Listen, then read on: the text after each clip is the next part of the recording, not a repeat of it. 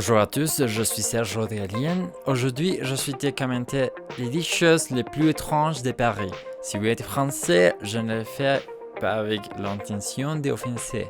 Je veux simplement partager ce qui m'a frappé de mon expérience et de mes expériences précédentes. Ils sont libres d'être d'accord ou non avec moi et de commenter ci-dessus. Commençons. Le plus triste, numéro 1. Les gens n'ont pas dansé dans les discothèques. Pour moi, la vie nocturne est une composante essentielle d'une ville et en profiter pleinement est idéal. Mais à Paris, dans les endroits où je suis allé, souvent les gens n'étaient pas sur la piste de danse pour danser. Les gens ont besoin de boire beaucoup et ils ne dansent même pas. Ils bougent tout particulièrement. Personnellement, cela me cause beaucoup de tendresse de voir les Européens danser. Normalement, les gens préfèrent parler malgré la musique forte qui est évidemment pour la danse. Numéro 2. Les odeurs du métro parisien et du RR. Il y avait des jours qu'ils ne sentaient absolument rien ou que je m'étais déjà habitué à sentir. Pour faire un parallèle, parfois dans ma ville natale, les habitants de l'Euro sentaient très mauvais, mais ils sentaient beaucoup mieux que certains dans les transports en commun de la Île-de-France. Cela est compréhensible étant donné qu'il y a tant de gens de différents pays et différentes cultures. Les habitudes en matière d'hygiène et de nourriture influencent grandement les parfums naturels de chacun. Alors, si vous envisagez de vivre à Paris ou dans une ville proche, préparez-vous le nez. Numéro 3. Quand mes nouveaux amis masculins m'ont fait la bise sur les joues pour me saluer ou me dire au revoir.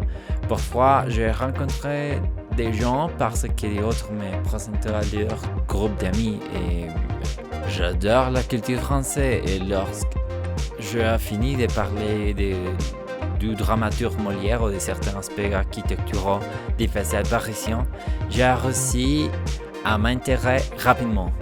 Mon amour pour la France est évident chaque fois que je pars avec quelqu'un français.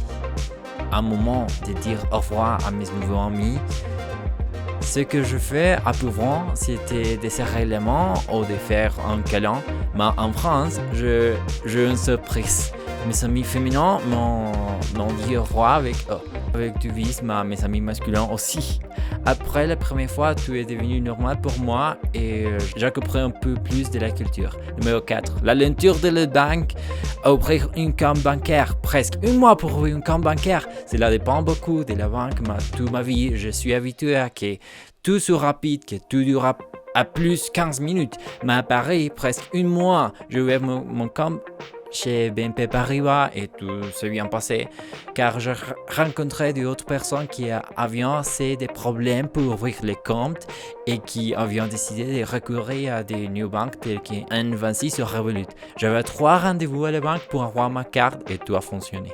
Numéro 5. Pour tout ce que vous devez envoyer une lettre par courrier traditionnel. C'est désespérant. Il y a des emails, il y a des appels téléphoniques avec vérification des données personnelles. Si je voulais annuler mon forfait de gym, je vais aussi envoyer une lettre par courrier traditionnel, fermer mon compte bancaire ou annuler mon forfait mobile. La même chose. Tout s'est passé à un rythme différent à Paris. Tout est lent dans ces aspects. Numéro 6. Je fume sans vouloir fumer.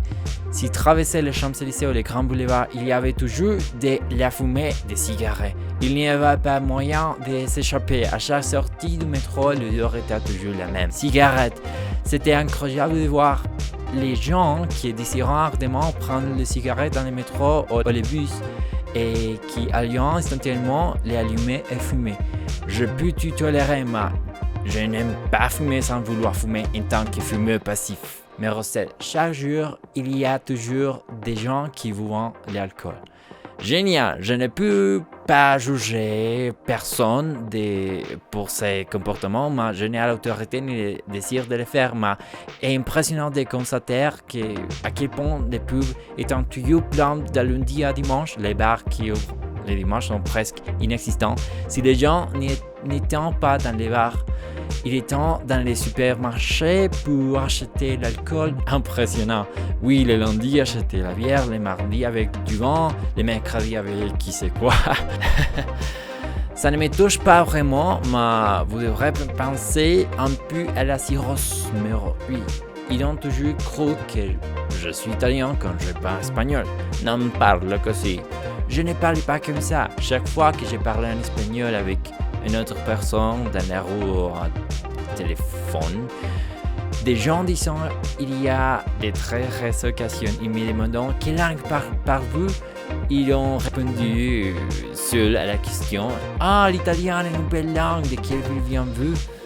Et je ne suis pas italien, la langue que je parle est espagnol. Mais vous ne parlez pas comme l'espagnol, l'espagnol parle différemment. Bien sûr, il y a quelque chose qui s'appelle les accents. Numéro 9. La grande diversité et nationalité des langues pouvant être entendues dans la rue. C'est une de mes favorites. J'ai pu trouver des personnes des républiques dont je ne me souviens pas, ou des pays si impopulaires, que j'ai dû chercher sur Google Maps pour bien me localiser. Chinois, arabe, hindi, allemand, anglais, russe, toutes les langues et nationalités présentes à Paris. J'adore. Et la finale, les 10, les erreurs. Avant d'arriver en France, j'avais toujours l'habitude d'avoir des options 24 heures sur 24 heures. Au besoin de manger ou d'acheter quelque chose, un moment que je le voulais. Mais trouvez-vous que 95% des magasins sont fermés les dimanches? Terrible, une tragédie pour moi. C'était également une surprise que les gens ne se réveillent pas à 5 heures du matin, sinon à 8 heures, et qu'une heure habituelle pour se coucher soit 1 ou 2 heures du matin. Des horaires différents, plus d'attendus, plus en France avec les soleils. Bon, ce sont les 10 choses les plus étranges que j'ai vécues à Paris. J'aime le français et je n'ai jamais eu de problèmes majeurs. Comme toujours, il peut y avoir des inconvénients avec certaines personnes, mais il y a très insignifiant. Comme toujours, il peut y avoir des inconvénients, mais sans presque rien. Et mon expérience globale a été merveilleuse. N'oubliez pas que chaque vidéo que je publie se trouve également sur cette même chaîne dans une version anglaise et autre en espagnol. Abonnez-vous rapidement et n'oubliez pas d'activer les boutons cloche. Attendez une autre de mes vidéos. À bientôt!